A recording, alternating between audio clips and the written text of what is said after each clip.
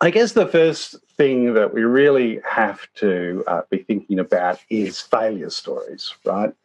I guess with failure stories, it's very easy just to listen to success stories, but the real learning, if you like, come from failure stories. I remember a number of years ago, I met a lady called Teresa Bailey.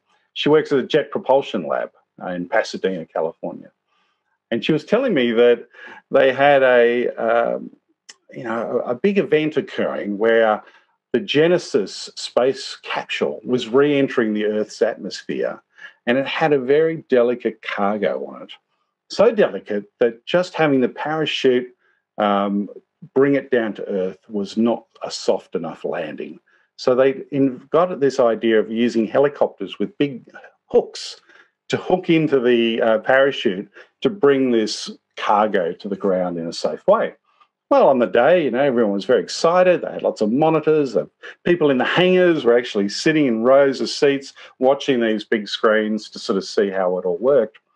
And the helicopters were getting in position, three helicopters, and they were watching the capsule come flying down towards Earth, and the parachute doesn't open, and it just hurtles past the helicopters and smashes into the ground. Now, Teresa Bailey told me this because every week she runs in the library a session for project managers of all the projects they're doing to come in and tell the story of the failures and the successes of their project. And so as soon as this happened, she thought, this is great. This is a great story for to be told. So she went down and talked to Bob Sweetman, who was the project manager. Hey, Bob, can you tell us about this? He didn't want to have a bar of it. He didn't want to tell that story. The shame was too much. The embarrassment was just too much for him to cope with.